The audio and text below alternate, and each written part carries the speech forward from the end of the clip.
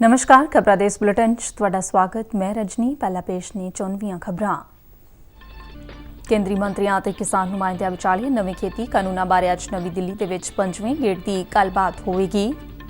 केंद्री खेतीबाड़ी मंत्री ने मुड़ भरोसा दवाया कि घट्टो-घट्ट समर्थन मुल्ल प्रणाली पहलां दी तरह ही जारी रहेगी। पिछली मीटिंग दौरान केंद्री खेतीबाड़ी सकत्तर वल्लों किसान नुमाइंदियां नूं किसानां दी भलाई दे लई कीते जा रहे उपरालियां अते स्कीमां तो जाणू करवाया सी।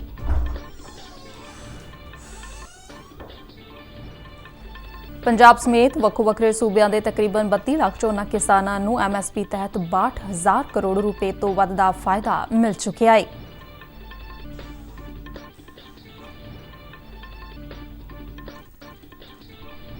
ਪ੍ਰਧਾਨ ਮੰਤਰੀ ਨਰਿੰਦਰ ਮੋਦੀ ਨੇ ਕਿਹਾ ਕਿ ਉਨ੍ਹਾਂ ਦੀ ਸਰਕਾਰ ਵੱਲੋਂ ਭਾਰਤ ਨੂੰ ਆਲਮੀ ਪੱਧਰ ਤੇ ਨਵੀਂ ਦਿੱਖ ਤੇ ਪਛਾਣ ਦੇਣ ਦੇ ਲਈ ਕਈ ਉਪਰਾਲੇ ਕੀਤੇ ਜਾ ਰਹੇ ਨੇ।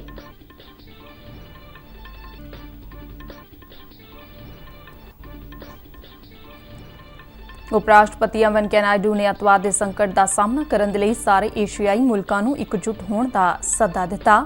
साबका प्रधानमंत्री इंद्र कुमार गुजराल की याद दे विच एक डाक टिकट जारी किया।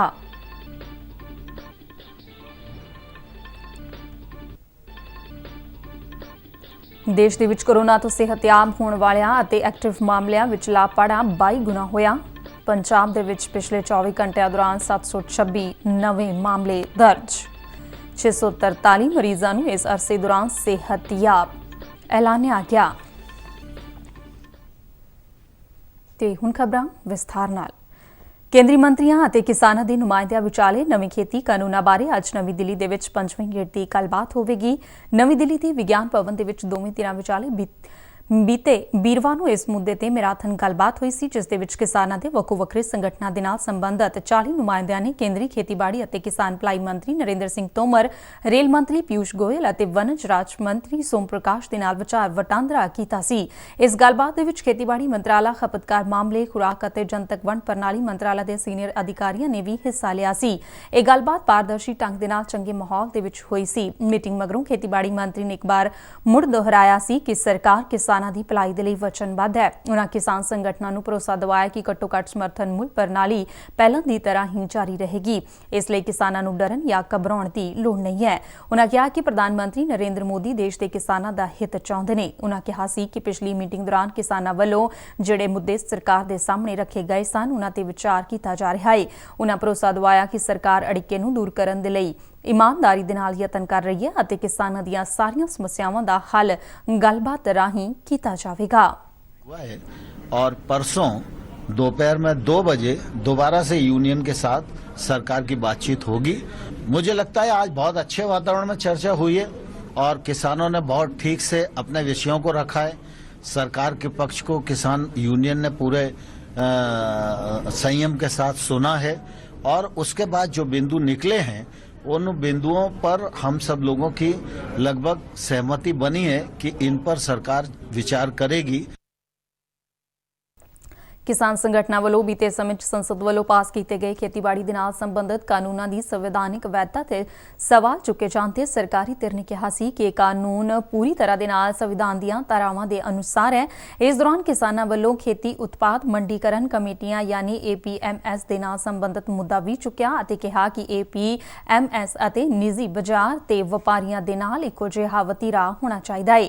ਮੀਟਿੰਗ ਦੌਰਾਨ ਖੇਤੀਬਾੜੀ ਅਤੇ ਕਿਸਾਨ ਭਲਾਈ ਮੰਤਰਾਲਾ ਦੇ ਸਕੱਤਰ ਸੰਜੇ ਅਗਰਵਾਲ ਨੇ खेती कानून ਸਮੇਤ ਉਨ੍ਹਾਂ ਦੇ ਮੰਤਰਾਲਾ ਵੱਲੋਂ ਕਿਸਾਨਾਂ ਦੀ ਭਲਾਈ ਦੇ ਲਈ ਕੀਤੇ ਜਾ ਰਹੇ ਉਪਰਾਲਿਆਂ ਬਾਰੇ ਵਿਸਥਾਰ 'ਚ ਜਾਣਕਾਰੀ ਦਿੱਤੀ। ਸਕੱਤਰ ਨੇ ਦੱਸਿਆ ਕਿ ਕੇਂਦਰ ਸਰਕਾਰ ਵੱਲੋਂ ਕਿਸਾਨਾਂ ਦੀ ਭਲਾਈ ਦੇ ਲਈ ਕਈ ਨਵੀਆਂ ਸਕੀਮਾਂ ਸ਼ੁਰੂ ਕੀਤੀਆਂ ਗਈਆਂ ਨੇ। ਉਨ੍ਹਾਂ ਲਾਕਡਾਊਨ ਦੇ ਅਰਸੇ ਦੌਰਾਨ ਕਿਸਾਨਾਂ ਦੀ ਮਦਦ ਦੇ ਲਈ ਕੇਂਦਰ ਸਰਕਾਰ ਵੱਲੋਂ ਕੀਤੇ ਗਏ ਉਪਰਾਲਿਆਂ ਬਾਰੇ ਵੀ ਜਾਣਕਾਰੀ ਦਿੱਤੀ। ਉਨ੍ਹਾਂ ਦੱਸਿਆ ਕਿ ਅਜਿਹੇ ਉਪਰਾਲਿਆਂ ਦੇ ਨਾਲ ਲਾਕਡਾਊਨ ਦੌਰਾਨ ਵੀ ਖੇਤੀ ਕਿੱਤਾ ਲਾਹੇਵੰਦ ਬਣਿਆ ਰਿਹਾ। ਉਨ੍ਹਾਂ ਕਿਹਾ ਕਿ ਕਿਸਾਨਾਂ ਦੀ ਭਲਾਈ ਅਤੇ ਆਮਦਨ ਨੂੰ ਵਧਾਉਣ ਦੀ ਸੋਚ ਨਾਲ ਹੀ ਨਵੇਂ ਖੇਤੀ ਕਾਨੂੰਨ ਤਿਆਰ ਕੀਤੇ ਗਏ ਨੇ। खरीफ के चालू मंडीकरण सीजन दौरान सरकार अपन मौजूदा MSP स्कीमां अनुसार किसानों तो घट्टो-घट्ट समर्थन मुल्ल ते खरीफ दीयां फसलां खरीद रही है।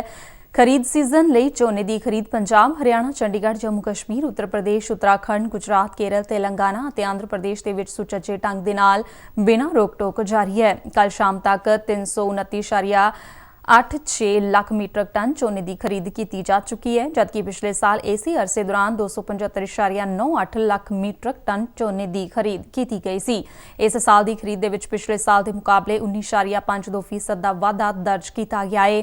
ਕੁੱਲ ਖਰੀਦ ਵਿੱਚੋਂ ਇਕੱਲਿਆਂ ਪੰਜਾਬ ਨੇ 202.77 ਲੱਖ ਮੀਟ੍ਰਿਕ ਟਨ ਦਾ ਯੋਗਦਾਨ ਦਿੱਤਾ ਹੈ, ਜਿਹੜਾ ਕੁੱਲ ਖਰੀਦ ਦਾ 61.47% ਬਣਦਾ ਹੈ। ਚਾਲੂ ਮੰਡੀਕਰਨ ਸੀਜ਼ਨ ਦੌਰਾਨ ਤਕਰੀਬਨ 31,78,000 ਝੋਨਾ ਕਿਸਾਨਾਂ ਨੂੰ MSP ਤਹਿਤ 62,278 ਕਰੋੜ ਰੁਪਏ ਤੋਂ ਵੱਧ ਦਾ ਫਾਇਦਾ ਮਿਲ ਚੁੱਕਿਆ ਹੈ। ਇਸੇ ਤਰ੍ਹਾਂ MSP ਤਹਿਤ ਕਪਾਹ ਦੀ ਖਰੀਦ ਪੰਜਾਬ, ਹਰਿਆਣਾ, ਰਾਜਸਥਾਨ ਸਮੇਤ ਕਈ ਸੂਬਿਆਂ ਦੇ ਵਿੱਚ ਚੱਲ ਰਹੀ ਹੈ। ਕੱਲ ਸ਼ਾਮ ਤੱਕ 10,145 ਕਰੋੜ ਰੁਪਏ ਤੋਂ ਵੱਧ ਮੁੱਲ ਦੀਆਂ 34,54,000 ਤੋਂ ਵੱਧ ਕਪਾਹ ਗੰਢਾਂ ਦੀ ਖਰੀਦ ਕੀਤੀ ਜਾ ਚੁੱਕੀ ਹੈ, ਜਿਸ ਦੇ ਨਾਲ 6,99,000 ਤੋਂ ਵੱਧ ਕਿਸਾਨਾਂ ਨੂੰ ਲਾਭ ਮਿਲਿਆ ਹੈ। ਪ੍ਰਧਾਨ ਮੰਤਰੀ ਨਰਿੰਦਰ ਮੋਦੀ ਨੇ ਕਿਹਾ ਕਿ ਕੋਵਿਡ ਦੇ ਮੁਸ਼ਕਲ ਸਮੇਂ ਵਿੱਚ ਵੀ ਭਾਰਤ ਦੇ ਵਿੱਚ ਰਿਕਾਰਡ ਪੂੰਜੀਕਾਰੀ ਹੋਈ ਹੈ, ਜਿਹੜੀ ਆਲਮੀ ਪੱਧਰ ਤੇ ਭਾਰਤ ਦੀ ਭਰੋਸੇਯੋਗਤਾ ਦੀ ਗਵਾਹੀ ਦਿੰਦੀ ਹੈ। IIT ਗਲੋਬਲ ਸਿਖਰ ਸੰਮੇਲਨ ਨੂੰ ਵਰਚੁਅਲ ਸੰਬੋਧਨ ਕਰਦਿਆਂ ਪ੍ਰਧਾਨ ਮੰਤਰੀ ਨੇ ਕਿਹਾ ਕਿ ਉਨ੍ਹਾਂ ਦੀ ਸਰਕਾਰ ਸੁਧਾਰ, ਪ੍ਰਦਰਸ਼ਨ ਅਤੇ ਕਾਇਆ-ਕਲਪ ਦੇ ਸਿਧਾਂਤ ਦੇ ਲਈ ਵਚਨਬੱਧ ਹੈ ਅਤੇ ਦੇਸ਼ ਦੇ ਕਿਸੇ ਵੀ ਖੇਤਰ ਨੂੰ ਸੁਧਾਰਾਂ ਤੇ ਅਮਲ ਤੋਂ ਵਾਂਝਾ ਨਹੀਂ ਰੱਖਿਆ ਜਾ ਸਕਦਾ। ਪੈਨ IIT ਅਮਰੀਕਾ ਵੱਲੋਂ ਕਰਵਾਏ ਗਏ IIT 2020 ਗਲੋਬਲ ਸੰਮੇਲਨ ਦੌਰਾਨ ਆਪਣਾ ਭਾਸ਼ਣ ਦਿੰਦਿਆਂ ਪ੍ਰਧਾਨ ਮੰਤਰੀ ਮੋਦੀ ਨੇ ਕਿਹਾ ਕਿ ਉਨ੍ਹਾਂ ਦੀ ਸਰਕਾਰ ਵੱਲੋਂ ਵੱਖ-ਵੱਖ ਖੇਤਰਾਂ 'ਚ ਸੁਧਾਰ ਦੀ ਰਾਹ ਦੇ ਵਿੱਚ ਪੈਂਦੇ ਅੜਿੱਕਿਆਂ ਨੂੰ ਦੂਰ ਕਰਨ ਦੇ ਲਈ ਠੋਸ ਉਪਰਾਲੇ ਕੀਤੇ ਨੇ। ਕਈ ਅਜਿਹੇ ਫਾਲਤੂ ਕਾਨੂੰਨਾਂ ਨੂੰ ਹਟਾਇਆ ਗਿਆ ਹੈ, ਜਿਨ੍ਹਾਂ ਦੀ ਅਜੋਕੇ ਸਮੇਂ 'ਚ ਲੋੜ ਨਹੀਂ ਰਹਿ ਗਈ ਹੈ। ਪ੍ਰਧਾਨ ਮੰਤਰੀ ਨੇ ਕੋਵਿਡ-19 ਦੇ ਕਾਲ ਦੌਰਾਨ ਭਾਰਤ ਦੇ ਵਿੱਚ ਹੋਈ ਪੂੰਜੀਕਾਰੀ ਦਾ ਜ਼ਿਕਰ ਕਰਦਿਆਂ ਦੱਸਿਆ ਕਿ ਇਸ ਅਰਸੇ 'ਚ ਤਕਨੀਕੀ ਖੇਤਰ ਦੇ ਵਿਕਾਸ ਦੇ ਵਿੱਚ ਵੱਡੀ ਪੂੰਜੀਕਾਰੀ ਹੋਈ ਹੈ। ਪ੍ਰਧਾਨ ਮੰਤਰੀ ਨੇ ਕਿਹਾ ਕਿ ਅਜੋਕੇ ਸਮੇਂ ਦੇ ਵਿੱਚ ਕੀਤੇ ਜਾ ਰਹੇ ਉਪਰਾਲੇ ਆਉਣ ਵਾਲੇ ਸਮੇਂ ਦੇ ਵਿੱਚ ਭਾਰਤ ਨੂੰ ਇੱਕ ਨਵੀਂ ਪਛਾਣ ਦੇਣਗੇ। ਉਨ੍ਹਾਂ ਕਿਹਾ ਕਿ ਕੋਵਿਡ-19 ਤੋਂ ਬਾਅਦ ਦੇ ਸਮੇਂ ਦੇ ਵਿੱਚ ਹੁਣ ਮੁੜ ਤੋਂ ਸਿੱਖਣ, ਮੁੜ ਤੋਂ ਸੋਚਣ, ਮੁੜ ਤੋਂ ਨਵੀਨੀਕਰਨ ਅਤੇ ਮੁੜ ਤੋਂ ਕਾਢਾ ਕੱਢਣ ਦਾ ਸਮਾਂ ਆ ਗਿਆ ਹੈ। ਉਨ੍ਹਾਂ ਕਿਹਾ ਕਿ ਅੱਜ ਦੀ ਦੁਨੀਆ ਦੇ ਵਿੱਚ ਕਿਸੇ ਵੀ ਮੁਸ਼ਕਲ ਦਾ ਹੱਲ ਆਉਣ ਵਾਲੇ ਸਮੇਂ ਦੀਆਂ ਚੁਣੌਤੀਆਂ ਨੂੰ ਧਿਆਨ ਵਿੱਚ ਰੱਖ ਕੇ ਕੀਤਾ ਜਾਣਾ ਚਾਹੀਦਾ ਹੈ। ਉਨ੍ਹਾਂ ਕਿਹਾ ਕਿ ਸਰਕਾਰ ਦੱਖਣ ਪੂਰਬੀ ਏਸ਼ੀਆ ਅਤੇ ਯੂਰਪ ਦੇ ਬਹੁਤ ਸਾਰੇ ਮੁਲਕਾਂ ਦੇ ਨਾਲ ਮਿਲ ਕੇ ਕੰਮ ਕਰ ਰਹੀ ਹੈ ਤਾਂ ਜੋ ਇਹ ਯਕੀਨੀ ਕੀਤਾ ਜਾ ਸਕੇ ਕਿ ਦੇਸ਼ ਦੇ ਨੌਜਵਾਨਾਂ ਨੂੰ ਆਪਣੇ ਹੁਨਰ ਦਾ ਪ੍ਰਦਰਸ਼ਨ ਕਰਨ ਦੇ ਲਈ ਕੌਮਾਂਤਰੀ ਮੰਚ ਮਿਲ ਸਕੇ। ਉਨ੍ਹਾਂ ਕਿਹਾ ਕਿ ਭਾਰਤ ਵੱਲੋਂ ਕੀਤੇ ਜਾ ਰਹੇ ਉਪਰਾਲਿਆਂ ਦੇ ਨਾਲ ਸਮੁੰਦਰ ਤੋਂ ਲੈ ਕੇ ਪੁਲਾੜ ਤੱਕ ਦੇਸ਼ ਨੇ ਇੱਕ ਵੱਡਾ ਬਦਲਾ ਦੇਖਿਆ ਹੈ। ਭਾਰਤ ਹੁਣ ਹਰ ਖੇਤਰ ਦੇ ਵਿੱਚ ਨਵੇਂ ਕਦਮ ਪੁੱਟ ਰਿਹਾ ਹੈ। ਪੁਲਾੜ ਦੇ ਖੇਤਰ ਦਾ ਜ਼ਿਕਰ ਕਰਦਿਆਂ ਉਨ੍ਹਾਂ ਕਿਹਾ ਕਿ ਪੂਰੀ ਮਨੁੱਖਤਾ ਦੇ ਸਾਹਮਣੇ ਭਾਰਤ ਦੀ ਪ੍ਰਤਿਭਾ ਸਰਹੱਦਾਂ ਦੀ ਹੱਦ ਤੋਂ ਕਿਤੇ ਪਾਰ ਖੁੱਲ ਕੇ ਸਾਹਮਣੇ ਆ ਰਹੀ ਹੈ।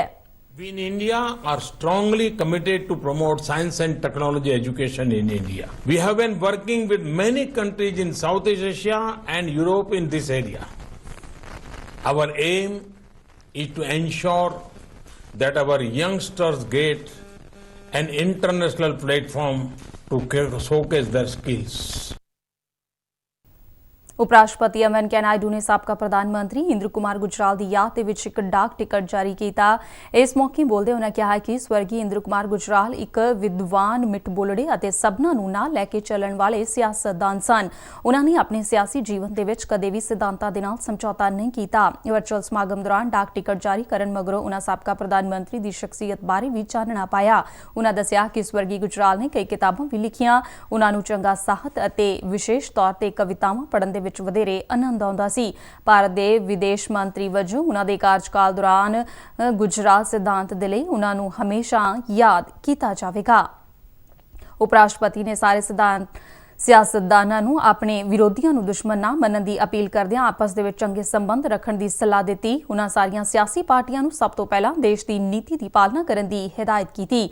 ਉਨ੍ਹਾਂ ਸਿਆਸਤਦਾਨਾਂ ਨੂੰ ਆਪਸੀ ਝਗੜਿਆਂ ਨੂੰ ਇੱਕ ਪਾਸੇ ਰੱਖ ਕੇ ਦੇਸ਼ ਹਿੱਤ ਦੇ ਵਿੱਚ ਸੁਚੱਜੀ ਵਿਦੇਸ਼ ਨੀਤੀ ਦਾ ਸਮਰਥਨ ਕਰਨ ਦੀ ਸਲਾਹ ਦਿੱਤੀ। ਨਾਇਡੂ ਨੇ ਕਿਹਾ ਕਿ ਦੁਨੀਆ ਦੀ ਆਬਾਦੀ ਵਿੱਚ ਦੱਖਣ ਏਸ਼ੀਆਈ ਖੇਤਰ ਦਾ ਯੋਗਦਾਨ 1/4 ਹੈ। ਉਨ੍ਹਾਂ ਦੱਖਣ ਏਸ਼ੀਆਈ ਖੇਤਰੀ ਸਹਿਯੋਗ ਸੰਗਠਨ ਨੂੰ ਇਸ ਖੇਤਰ ਦੇ ਵਿੱਚ ਖੁਸ਼ਹਾਲੀ ਲਿਆਉਣ ਅਤੇ ਇਥੋਂ ਦੇ ਲੋਕਾਂ ਦੇ ਲਈ ਚੰਗੇ ਜੀਵਨ ਨੂੰ ਉਤਸ਼ਾਹਿਤ ਕਰਨ ਦੇ ਲਈ ਮਿਲ ਕੇ ਕੰਮ ਕਰਨ ਦੀ ਲੋੜ ਤੇ ਜ਼ੋਰ ਦਿੱਤਾ। ਉਨ੍ਹਾਂ ਸਭ ਤੋਂ ਪਹਿਲਾਂ ਇਨ੍ਹਾਂ ਮੁਲਕਾਂ ਨੂੰ ਅੱਤਵਾਦ ਦੇ ਖਾਤਮੇ ਦੀ ਦਿਸ਼ਾ 'ਚ ਇਕਜੁੱਟ ਹੋ ਕੇ ਇਮਾਨਦਾਰੀ ਦੇ ਨਾਲ ਯਤਨ ਕਰਨ ਦੀ ਸਲਾਹ ਵੀ ਦਿੱਤੀ। ਉਨ੍ਹਾਂ ਕਿਹਾ ਕਿ ਜਦੋਂ ਤੱਕ ਅੱਤਵਾਦ ਨੂੰ ਸਮਾਪਤ ਨਹੀਂ ਕੀਤਾ ਜਾਂਦਾ, ਉਦੋਂ ਤੱਕ ਆਮ ਲੋਕਾਂ ਦੇ ਜੀਵਨ ਨੂੰ ਖੁਸ਼ਹਾਲ ਬਣਾਉਣ ਦੇ ਲਈ ਕੀਤੇ ਜਾਣ ਵਾਲੇ ਯਤਨਾਂ ਦੇ ਨਤੀਜੇ ਨਾ ਪੱਖੀ ਹੀ ਰਹਿਣਗੇ। ਭਾਰਤ ਨੇ ਕੋਵਿਡ ਮਹਾਮਾਰੀ ਦੇ ਨਾਲ ਨਜਿੱਠਣ ਦੇ ਲਈ ਸ਼ਾਨਦਾਰ ਕਾਮਯਾਬੀ ਹਾਸਲ ਕੀਤੀ ਹੈ। ਸਿਹਤਯਾਬ ਹੋਣ ਵਾਲਿਆਂ ਦੀ ਦਰ ਵਧ ਕੇ 94.20% ਹੋ ਗਈ ਹੈ। ਇਸ ਵੇਲੇ ਦੇਸ਼ ਭਰ ਦੇ ਵਿੱਚ ਸਿਹਤਯਾਬ ਹੋਣ ਵਾਲੇ ਵਿਅਕਤੀਆਂ ਦੀ ਗਿਣਤੀ ਚਿਹਰੇ ਇਲਾਜ ਮਰੀਜ਼ਾਂ ਦੇ ਮੁਕਾਬਲੇ 22 ਗੁਣਾ ਤੋਂ ਵੱਧ ਬਣੀ ਹੋਈ ਹੈ। ਕੋਰੋਨਾ ਦੀ ਪੁਸ਼ਟੀ ਵਾਲੇ ਰੋਜ਼ਾਨਾ ਮਰੀਜ਼ਾਂ ਦੀ ਗਿਣਤੀ ਪਿਛਲੇ 28 ਦਿਨਾਂ ਤੋਂ 50,000 ਤੋਂ ਹੇਠਾਂ ਚੱਲ ਰਹੀ ਹੈ। ਇਧਰ ਪੰਜਾਬ ਦੇ ਵਿੱਚ ਪਿਛਲੇ 24 ਘੰਟਿਆਂ ਦੌਰਾਨ ਕੋਰੋਨਾ ਦੀ ਪੁਸ਼ਟੀ ਵਾਲੇ 726 ਮਾਮਲੇ ਸਾਹਮਣੇ ਆਏ ਨੇ, ਜਦਕਿ 20 ਮਰੀਜ਼ਾਂ ਦੀ ਮੌਤ ਹੋਈ ਹੈ।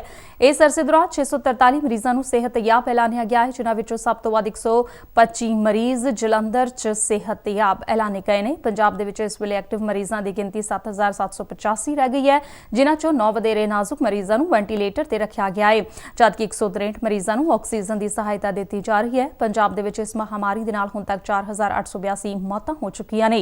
ਐਕਟਿਵ ਮਾਮਲਿਆਂ ਦੇ ਲਿਹਾਜ਼ ਦੇ ਨਾਲ ਮੋਹਾਲੀ 2,280 ਕੇਸਾਂ ਦੇ ਨਾਲ ਪਹਿਲੇ ਸਥਾਨ ਤੇ ਬਣਿਆ ਹੋਇਆ ਹੈ। ਜਲੰਧਰ ਦੇ ਵਿੱਚ ਕੋਰੋਨਾ ਦੀ 1,192, ਲੁਧਿਆਣੇ ਦੇ ਵਿੱਚ 917, ਅੰਮ੍ਰਿਤਸਰ ਦੇ ਵਿੱਚ 712, ਪਟਿਆਲੇ ਦੇ ਵਿੱਚ 475 ਅਤੇ ਬਠਿੰਡਾ ਦੇ ਵਿੱਚ 378 ਕੋਰੋਨਾ ਮਰੀਜ਼ ਜੇਰੇ ਇਲਾਜ ਨੇ। ਇਸ ਦੇ ਨਾਲ ਹੀ ਖਬਰਾਂ ਦਾ ਇਹ ਬੁਲੇਟਿਨ ਖਤਮ ਹੁੰਦਾ ਹੈ। ਨਮਸਕਾਰ।